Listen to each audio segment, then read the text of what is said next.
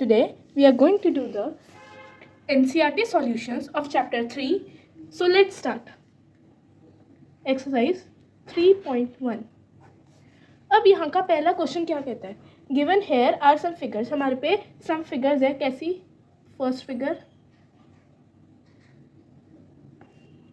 ये 1 है, ये दूसरी फिगर, ठीक है, ये तीसरी फिगर, ये फोर्थ फिगर, फिफ्थ फिगर,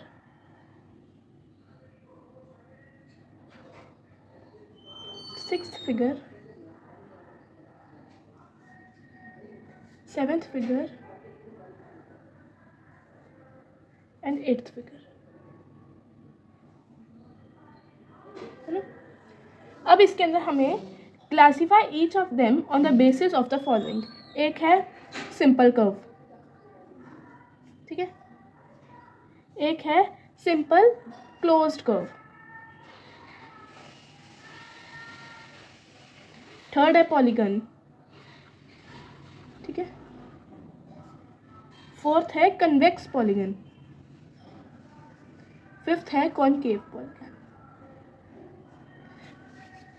ठीक है. अब हमें इसके अंदर बताना है, इसके अंदर अभी हमें बताना है कि जो ये हमारे पास 8 फिगर्स है, इसमें कौन सा कर्व है, कौन सा सिंपल क्लोज कर्व है, कौन सा पॉलीगन है, कौन सा कन्वेक्स पॉलीगन है और कौन सा कनकेव पॉलीगन है. अब ये देखो फर्स्ट फिगर है. हम पॉलीगन बेसिकली क्या होता है? Polygon is a type of curve जो कि entirely made up of line segments होता है, बट ये क्लोज्ड होता है. ठीक है, ठीक है. अब सिंपल कर्व, इसे बिना उठाए बनाया जा सकता है ना. मैंने अभी बिना उठाए बनाया था वैसे, तो ये एक कर्व है, ठीक है, सिंपल कर्व है. ये भी बिना उठाए बनाया था मैंने, ये भी बिना उठाए बनाया जा सकता है, तो ये भी एक कर्व है. ठीक है. थर्ड में हम ऐसे ड्रॉ करेंगे, ठीक है, उसके बाद हमें उठाना पड़ेगा, उसके बाद हम अंदर वाला बनाएंगे, तो ये एक कर्व नहीं है. ठीक है. अब फोर्थ है. अब ये देखो हम ऐसे लेके जा रहे हैं, यहाँ तक तो सही है, बट यहाँ से लाइन क्रॉस होगी तो हमें लाइन भी नहीं क्रॉस करनी होती, तो ये भी एक कर्व नहीं है. फोर्थ फिगर भी. फिफ्थ पे आते हैं. अब फिफ्थ ये देखो, ये ऐसे बनाया, ये ऐसे बनाया, ये बिना उठाए बनाया जा सकता है ना, तो इसका मतलब क्या हुआ? ये एक कर्व है. ठीक है.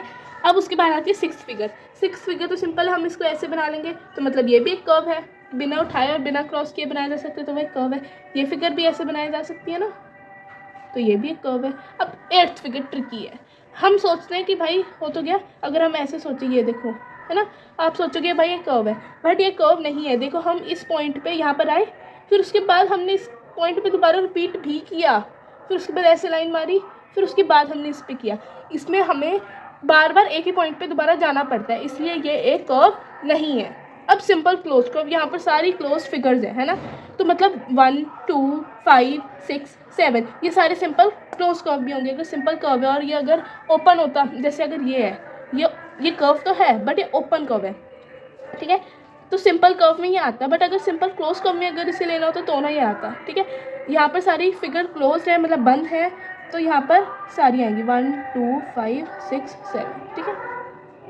उसके बाद, ठीक है, अब यहाँ पर आता है हमारे पे पॉलीगन क्या होता है? एक सिंपल क्लोज कर्व होता है, बट जो कि entirely made up of line segments हो. ठीक है. अब आप कहोगे ये भी तो एक कर्व है, ये भी एक कर्व है, ये भी एक कर्व है, ये भी एक कर्व है, ये भी एक कर्व है, और ये सारे क्लोज भी हैं, तो ये भी एक पॉलीगन होनी चाहिए, बट नहीं, क्योंकि ये entirely made up of line segment से नहीं है.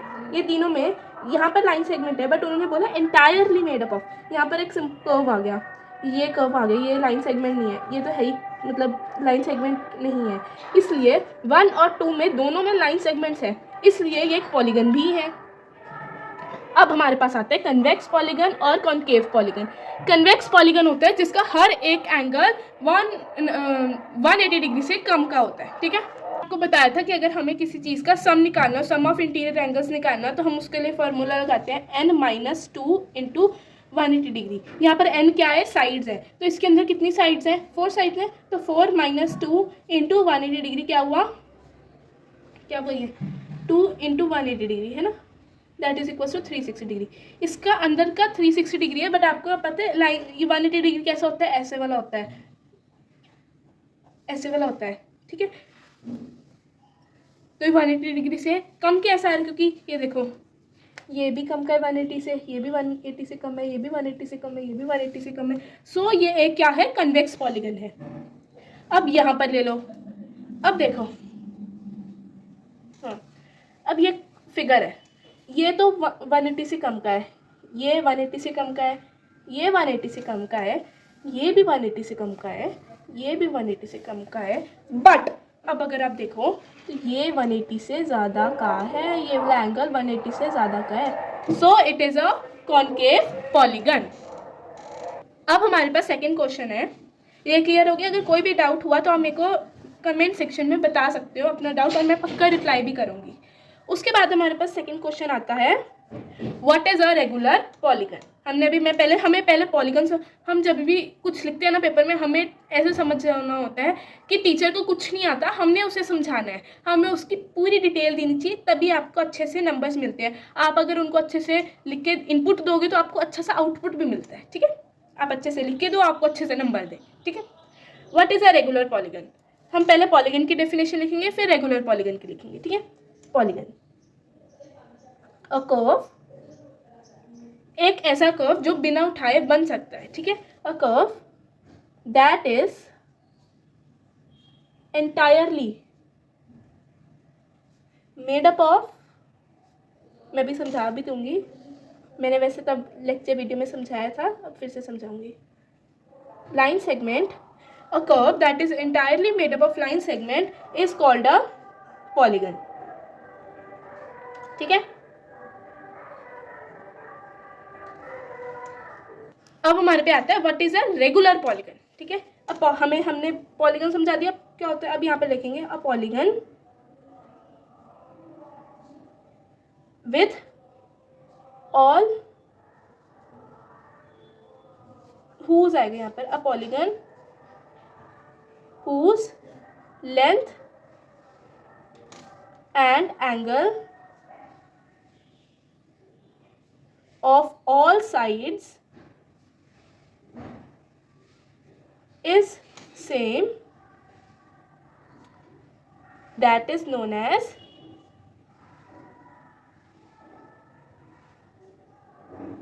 Regular polygon. मैं समझाती हूँ आपको, एक ऐसा कर्व जो कि entirely made up of line segment है, जिसकी लेंथ और जिसका एंगल, जैसे कि एक ट्राइंगल ले लो आप, यहाँ पर ये इक्विलेटरल ट्राइंगल की बात करी हूँ मैं, एक ट्राइंगल है, अगर ये 3 सेंटीमीटर है तो ये भी 3 सेंटीमीटर है, तो ये भी 3 सेंटीमीटर है, हुज लेंथ, अगर ये 60 डिग्री है तो ये भी 60 डिग्री है और ये भी 60 डिग्री है, whose length and angle of all sides is same, that is known as regular polygon. हमारे पास जो सेकंड क्वेश्चन था उसके अंदर था कि पहले रेगुलर पॉलीगन बताओ, फिर उसके बाद था कि उसका नेम बताओ, state the name of a regular polygon with 3 sides के साथ, 4 साइड्स के साथ और 6 साइड्स के साथ, है ना। 4 साइड्स वाला होता है ट्रायंगल, 3 साइड्स वाला होता है ट्रायंगल। हम यहाँ पे ट्रायंगल लिख सकते हैं या इक्विलेटरल ट्रायंगल हमें लिखना चाहिए, वैसे इक्विलेटरल ट्रायंगल, क्योंकि एक होता है स्केलीन ट्रायंगल और आइसोसेलेस ट्रायंगल। स्केलीन ट्रायंगल का जहाँ पर 3 साइड्स होती हैं वहाँ पर हम लिख देते हैं, वहाँ पर इक्विलेटरल ट्रायंगल लिखना ज़रूरी है, क्योंकि 2 तरह के और ट्रायंगल होते हैं, स्केलीन ट्रायंगल और आइसोसेलेस ट्रायंगल। जो आइसोसेलेस ट्रायंगल होते हैं उसके अंदर जो दो एंगल्स होते हैं वो सेम होते हैं और तीसरा एंगल अलग होता है। हमें बताना है रेगुलर वाले जिसके सारे इक्वल हों। फिर 4 साइड्स में हम बोल देते हैं क्वाड्रिलेटरल। क्वाड्रिलेटरल के अगर हम एग्जांपल्स देखें तो हमारा स्क्वायर हो सकता है, ठीक है, ठीक है। उसके बाद अगर हम देखें 6 साइड्स में वो हो जाता है हेक्सागन। यहाँ पर आप क्वाड्रिलेटरल में स्क्वायर के एग्जांपल मत दो, आप सिंपल क्वाड्रिलेटरल लिखो तो आपका सही होएगा। एक्सरसाइज 3.2, ठीक है। अब इसका फर्स्ट क्वेश्चन है हमारे पे, find x in the following figure, है ना।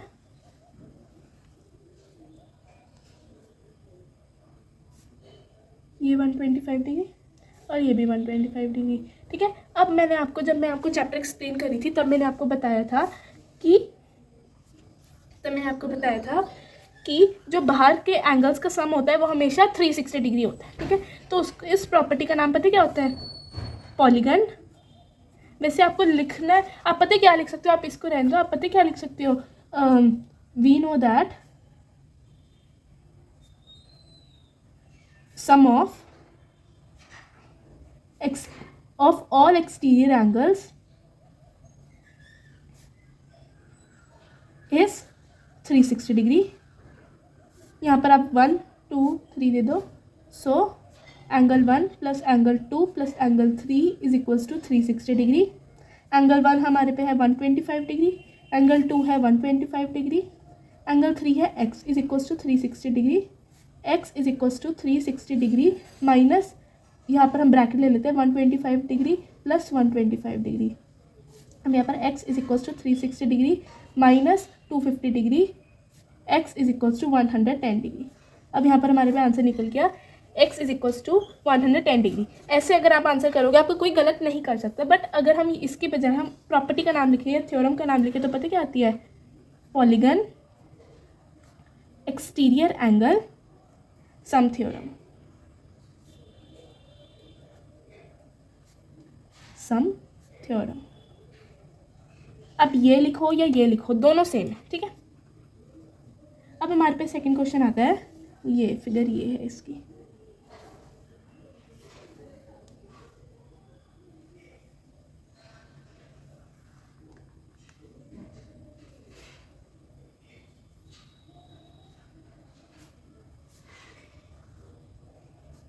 ठीक है, ये हमारे पे है 90 डिग्री का, क्योंकि ये जब दिखाता है तो 90 डिग्री होता है।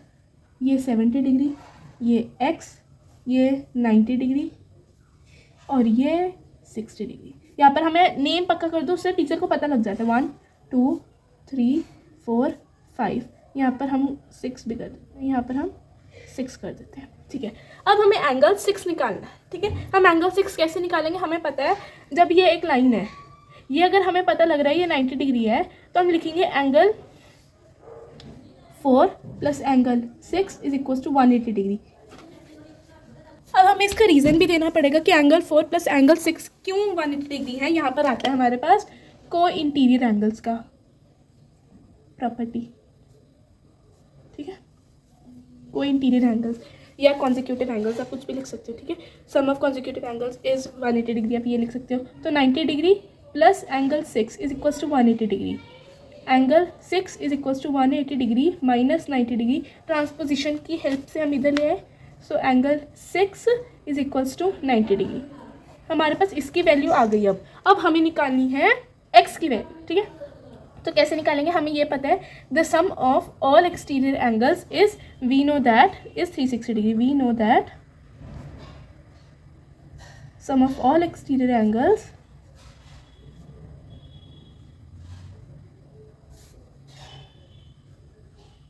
is 360 degree. So angle 1 plus angle 2 plus angle 3 plus angle 6 plus angle 5 is equals to 360 degree. So angle 1 है 90 डिग्री, angle 2 है 70 डिग्री, angle 3 है x, angle 6 है 90 डिग्री और angle 5 है 60 डिग्री। इसको सम आता है, ये इक्वल टू होता है 360 डिग्री। अब पहले हम इनको प्लस कर लेते हैं। 90 डिग्री प्लस 90 डिग्री कितना होता है? 180 डिग्री। 70 डिग्री प्लस 60 डिग्री होता है 130 degree, plus x is equals to 360 degree. So x is equals to 360 degree minus 180 degree plus 130 degree. So x is equals to 360 degree minus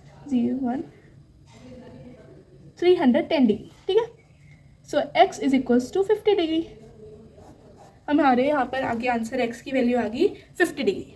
ठीक, अगर आपको paper में से चेक करना हो तो आप कर भी सकते हो। आप पता क्या करो, अगर आपको लगे कि आपकी सम गलत है तो आप सम को दोबारा से करके देख लो। ठीक है, ये आप इंटीरियर एंगल से निकाल सकते हो। आप 50 डिग्री से निकालोगे अगर इंटीरियर एंगल, तो जो इन सब का 5 है अगर, तो फिर इंटीरियर एंगल निकालोगे तो आपका सही आ जाएगा आंसर। Thank you. अब हम करते हैं हमारे पास सेकंड क्वेश्चन है, find the major of each exterior angle of a regular polygon. मैंने आपको अभी भी 2-3 बार बोला है कि सम ऑफ एक्सटीरियर एंगल क्या होता है 360। पहले हम ऊपर ही लिख देते हैं। चलो पहला क्वेश्चन पहले हमें बताना है कि 9 साइड्स अगर किसी भी पॉलीगन की, किसी रेगुलर पॉलीगन की, तो उसका हर एक एक्सटीरियर एंगल कितना होएगा। ठीक है, पहले मैं लिख देती हूँ, we know that sum of all exterior angle is 360 degree. ठीक है, और मैंने आपको एक बार बताया भी था कि फॉर्मूला बताया था ईच एक्सटीरियर एंगल निकालने का बताया था मैंने, is equals to 360 degree divided by number of sides, है ना, बताया था। सो यहाँ पर नंबर ऑफ साइड्स है, ये पैटर्न है, नंबर ऑफ साइड्स है हमारे पास यहाँ पर is equals to 9। So 360 degree upon 9, तो यहाँ पर आ गया 40 degree. So each exterior angle is 40 degree. अब हमारे पे आता है B part. We know that, आपको हर में लिखना ज़रूरी है, ठीक है, sum of all exterior angles is 360 degree. Each exterior angle निकालने का फॉर्मूला बताया था मैंने आपको, 360 degree upon number of sides. सो यहाँ पर हमें नंबर ऑफ साइड्स कितनी दे रखी है, 15।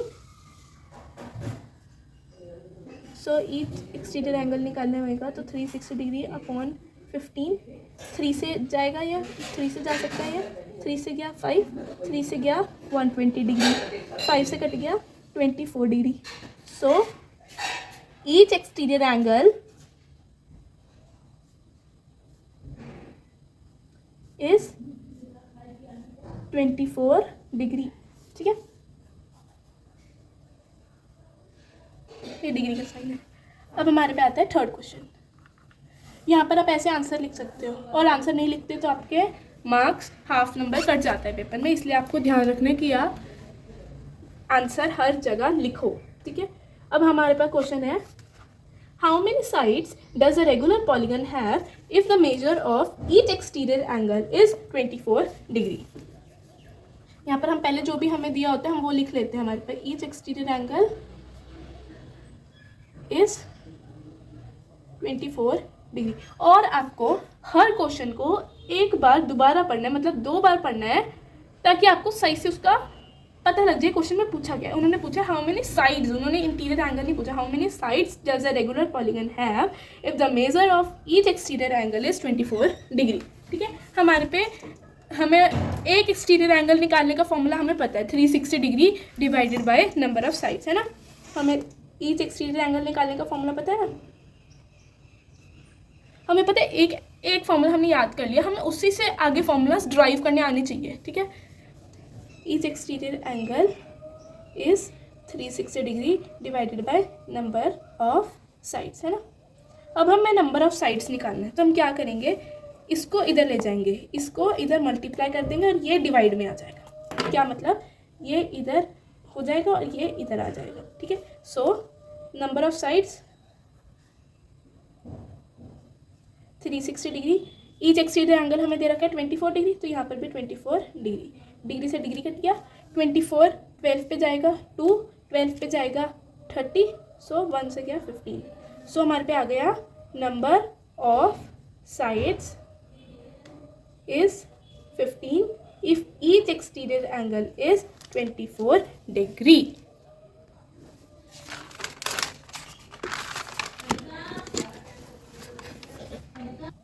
चलो जी, अब हमारे पे फोर्थ क्वेश्चन है, how many sides does a regular polygon have if it's each interior angle is 165 degree.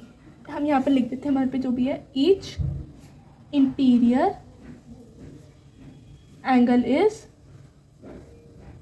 165 degree. ठीक है, अब हमें इसके साइड्स निकालनी है। तो हमारे पे दो तरीके होते हैं ईच एक्सटीरियर एंगल निकालने के लिए। एक तो होता है कि अगर हमारे को साइड्स दे रखी है तो हम डिवाइड करके 360 डिग्री से तो ईच एक्सटीरियर एंगल आ जाता है। अब हमें यहाँ पर साइड्स नहीं दे रखी हैं तो हमें अब यहाँ पर साइड्स निकालनी है। तो हम ईच एक्सटीरियर एंगल कैसे निकालते हैं, 180 डिग्री में से अगर हम इंटीरियर एंगल को माइनस करते हैं तो भी एक्सटीरियर एंगल निकल जाता है। सो each exterior angle is equals to 180 degree minus each interior angle. इसका मतलब यहाँ पर क्या हुआ, 180 डिग्री माइनस 165 डिग्री, सो 15 डिग्री आ गया हमारे पे। ईच एक्सटीरियर एंगल आया यहाँ पर हमारे पे। अभी आप इसे साइड्स नहीं ले सकते हो, ठीक है। अब हमें निकालनी है नंबर ऑफ साइड्स, टोटल कितनी है साइड्स। सो कैसे निकलेगा, 360 degree divided by each exterior angle. मैंने आपको पहले समझाया था थर्ड क्वेश्चन में कि हम एक ही क्वेश्चन से डराइव करते हैं, वैसे ही मैंने इसी में किया है। So number of sides is equals to 360 degree divided by 15 degree, तो यहाँ पर क्या आएगा 24। So total number of sides कितनी है, 24, है ना। अब हमारे पास आता है फिफ्थ का A part. Is it possible to have a regular polygon with measure of each exterior angle as 22 degree. हमें बोला है कि क्या ये पॉसिबल है कि एक रेगुलर पॉलीगन बने जिसका हर एक एक्सटीरियर एंगल 22 डिग्री है। Each exterior angle is 22 degree. हमें यहाँ पे बताना है, हमें पहले तो हम देखेंगे नंबर ऑफ साइड्स का फॉर्मूला लगा के कि ये पॉसिबल है भी, डायरेक्टली डिवाइड होता है या नहीं होता। अगर नहीं होता तो इसका मतलब हुआ कि ये एक रेगुलर पॉलीगन नहीं हो सकता। So number of sides is equals to 360 degree divided by 22 degree, है ना। तो डिग्री कट हो गया, 2 से गया 11 पे, 2 से गया 180 और 11 डायरेक्टली कट नहीं होते हैं। तो इसका मतलब क्या हुआ, this can not be a regular polygon. अब हमारे पे दिया है अगर 22 डिग्री हर एक इंटीरियर एंगल हो गया तो ये पॉसिबल है क्या। अब हम यहाँ पे लिख देते हैं each interior angle is 22 degree. अब हम क्या करेंगे, ईच एक्सटीरियर एंगल कैसे निकालेंगे, 180 डिग्री में से हर एक इंटीरियर एंगल को अगर हम सब्ट्रैक्ट कर देंगे तो इसका मतलब हुआ ये बन गया exterior angle. So exterior angle each आएगा यहाँ पर, each exterior angle is 180 degree minus 22 degree. So क्या हुआ 158 डिग्री, है ना। अब यहाँ पर हमारे पास हमें अब देखना है नंबर ऑफ साइड्स। अब यहाँ पर भी पहले वाले की तरह ही है। So number of sides is equals to 360 degree divided by 158 degree. Each exterior angle से करते हैं ना, तो ये कट हो गया, 2 से गया 79, 2 से गया 180 डिग्री, है ना। अब 3 से ये जाता ही नहीं है। सो ये अब ये देखो ये दोनों भी डायरेक्टली कट नहीं हो रहे हैं क्योंकि ये 3 से भी नहीं हो रहा, ये 3 से नहीं हो रहा, ये हो रहा है, ठीक है। ये 5 से भी नहीं होगा, 4 से भी नहीं होगा, 6 से भी नहीं होगा, 8 से भी नहीं होगा, किसी से भी नहीं होगा। सो ये भी ईच इंटीरियर एंगल नहीं हो सकता। So this can not be, यहाँ पर दिस क्या दर्शा रहा है कि मतलब 22 डिग्री हर एक इंटीरियर एंगल नहीं हो सकता। This can not be a regular polygon, ठीक है। अब हमारे पास आता है, ये हमारा पी पार्ट। अब हमारे पास आता है सिक्स्थ क्वेश्चन। अब सिक्स्थ क्वेश्चन है what is the minimum interior angle possible for a regular polygon and why, ठीक है। अब देखो ये वाला क्वेश्चन है, यहाँ तो हमारे पास दो ऑप्शन है, यहाँ तो हम बी पार्ट पहले कर ले, ए पार्ट बाद में कर ले, या हमारे पास ऑप्शन है कि हम ए पार्ट में डबल बार करें और बी पार्ट में अलग से करें। मैं आपको डबल वाला करके दिखाती हूँ, ठीक है। हमारे पास ए पार्ट है, what is the minimum interior angle possible for a regular polygon. Minimum interior angle, है ना। कर रहे थे 6 का A part. What is the minimum interior angle possible for a regular polygon, है ना। मिनिमम इंटीरियर एंगल निकालने के लिए हमारे पास क्या होता है, अगर हमारा सबसे ज़्यादा एक्सटीरियर एंगल बड़ा होएगा तो हमारा इंटीरियर एंगल छोटा हो जाएगा। हमें देखना है कि मैक्सिमम एक्सटीरियर एंगल क्या हो सकता है, और यहाँ पर पॉलीगन ज़रूरी है। और पॉलीगन कब बनता है, जब एक कर्व होता है जो entirely made up of line segments होते हैं, और एक क्लोज्ड तब बनता है पॉलीगन जब उसके, अगर हम 4 देखें, 2 से ये क्लोज कभी नहीं बन सकता। अगर आप ये ट्राई करो, क्लोज कभी नहीं बनेगा। इसलिए क्लोज बनाने के लिए हमें 3 लाइन सेगमेंट्स तो ज़रूरी हैं। सो मतलब अगर हमें मैक्सिमम एक्सटीरियर एंगल लेना है तो हमें ट्रायंगल ही लेना पड़ेगा। To get the maximum exterior angle, to get maximum exterior angle we will take a polygon। हमें एक ऐसा पॉलीगन लेना पड़ेगा जिसकी सबसे ज़्यादा कम साइड्स हैं, और पॉलीगन में सबसे ज़्यादा कम साइड्स वाला ट्राइंगल ही है। we will take a polygon with minimum sides। Minimum मतलब सबसे कम, ठीक है। मिनिमम साइड कह लो या मिनिमम लाइन सेगमेंट कह लो, ठीक है, जो कि है ट्रायंगल, दैट इज ट्रायंगल। अगर हम देखें जो आपको बताया था ना पॉलीगन वाली थ्योरम बताई थी, उसका पता है हम ये भी लिख सकते हैं, एक्सटीरियर एंगल प्रॉपर्टी भी कहते हैं उसे, हम उसे एक्सटीरियर एंगल प्रॉपर्टी भी कहते हैं। सो ट्रायंगल की साइड्स होती हैं नंबर ऑफ साइड्स, यहाँ पर ट्रायंगल की कितनी होती है 3। So using exterior angle property, exterior angle property होती है कि the sum of all exterior angles of a polygon is 360 degree, ठीक है। एक्सटीरियर एंगल प्रॉपर्टी, तो इसका मतलब क्या हुआ, सो मैक्सिमम एक्सटीरियर एंगल कैसे निकलेगा, अगर हमें निकालना है तो मैक्सिमम एक्सटीरियर एंगल, सो कैसे होएगा 360 डिग्री डिवाइडेड बाय 3। यहाँ पर पता है कि 360 degree divided by number of side निकाल के ईच एक्सटीरियर एंगल निकल रहा है, ठीक है। तो यहाँ पर आएगा maximum each exterior angle is 360 degree, so 360 degree divided by 3। सो हमारे पास एक एक्सटीरियर एंगल आ गया यहाँ पर, maximum each exterior angle possible is 120 degree, ठीक है। अब यहाँ पर हमें बोला अगर मैक्सिमम 120 डिग्री होता है एक्सटीरियर एंगल, तो हमें इंटीरियर कैसे निकालते हैं, तो 180 डिग्री में से अगर हम एक्सटीरियर एंगल को माइनस कर लेते हैं तो हमारे पे इंटीरियर एंगल निकल जाता है। So each interior angle is each exterior angle is 120 degree. So to get interior angle we will subtract 120 degree from 180 degree. So अगर सबसे ज़्यादा एक्सटीरियर एंगल होएगा तो सबसे कम इंटीरियर एंगल होएगा, तो इसका मतलब क्या हुआ, if maximum interior angle exterior angle is 120 degree for a regular polygon, then the minimum angle will be क्या होएगा 180 में से अगर हम 120 को माइनस करेंगे तो वो मिनिमम ही होएगा ना। सो इट इज़ 60 डिग्री, ठीक है। और जो हम यहाँ पर प्रॉपर्टी यूज़ करें, यहाँ पर हम को इंटीरियर भी कह सकते हैं, यहाँ पर हम लीनियर पेयर कह सकते हैं। लीनियर पेयर के कारण हमने सब्ट्रैक्ट किया है। मैं आपको यहाँ पर एक और चीज़ लिख देती हूँ आपके नोट्स के लिए, इफ़ वो मैंने आपको समझा दिया, ठीक है। अब हमारे पास आता है इसका, यहाँ पर ये ए पार्ट है, यहाँ पर अब हमारा आता है बी पार्ट। अब हमारा बी पार्ट क्या कहता है, what is the maximum exterior angle possible for a regular polygon. अब यहाँ पर हमारा बी पार्ट क्या कहता है कि हमें मैक्सिमम एक्सटीरियर एंगल चाहिए। अब अगर देखा जाए हमने ए पार्ट में ही बी पार्ट को सॉल्व कर रखा है, तो वो क्या पार्ट है, to get maximum exterior angle we will take a polygon with minimum line segment that is triangle. ये देखो यहाँ पर मैं दोबारा कर देती हूँ, टू गेट, मैं आपको समझा भी देती हूँ दोबारा। पता है अगर पेपर में आपको बेशक ए पार्ट आए बी पार्ट आए, आपको बी पार्ट पहले ही करना पड़ेगा हमेशा, ठीक है।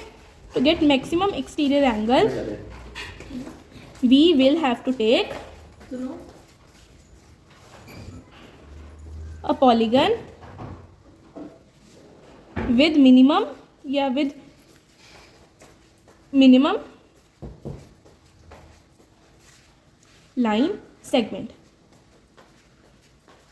ठीक है, जो कि एक ट्रायंगल है, ठीक है। इसका मतलब क्या हुआ कि अगर देखो, अगर आपने लीनियर पेयर वाली प्रॉपर्टी अब पढ़ी है, जैसे कि ये ट्रायंगल है, अगर इसका ये 60 डिग्री है तो ये क्या होएगा, लीनियर पेयर से निकालेंगे क्योंकि 180 डिग्री होते हैं, क्योंकि दो लीनियर को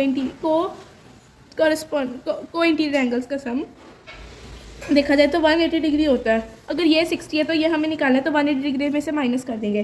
तो अगर आपको अब ये देखो, अगर आप ट्रायंगल में अगर देखोगे, अगर आप इसे 40 डिग्री कर देते हो, ठीक है, और हमने देखा कि अगर हमें सम ऑफ इंटीरियर एंगल निकालना है तो हम एक और तरीका होता है n-2 इंटू 180 डिग्री का। अगर 3 में से 2 माइनस करेंगे तो मतलब ट्रायंगल के जो 3 एंगल्स का सम है वो क्या होना चाहिए, 180 डिग्री होना चाहिए। और अगर ये रेगुलर पॉलीगन है तो सबसे कम क्या पॉसिबल है, 60 डिग्री। 40 डिग्री तो पॉसिबल ही नहीं, क्योंकि 40 और 40 और 40 क्या होता है 120 डिग्री होता है, और उससे ट्रायंगल मतलब बन ही नहीं सकता, ठीक है। Take a polygon with minimum line segment, sides कितनी है इसकी, 3 है, ठीक है। हम वो एक्सटीरियर एंगल प्रॉपर्टी यूज़ करेंगे, एक्सटीरियर एंगल प्रॉपर्टी यूज़ करके हमें पता लग जाता है, क्योंकि जो sum of all exterior angles होता है वो 360 डिग्री होता है। So maximum exterior angle possible क्या होएगा, 360 degree divided by 3, so answer आ गया 120 डिग्री, ठीक है। आपको मैं जैसे आपको अभी समझा रही हूँ, आपको मैं साथ से समझा रही हूँ, बट टीचर का वहाँ पर समझाओगे तो नहीं, इसलिए आपको वहाँ पर हर एक चीज़ लिखनी है, ठीक है।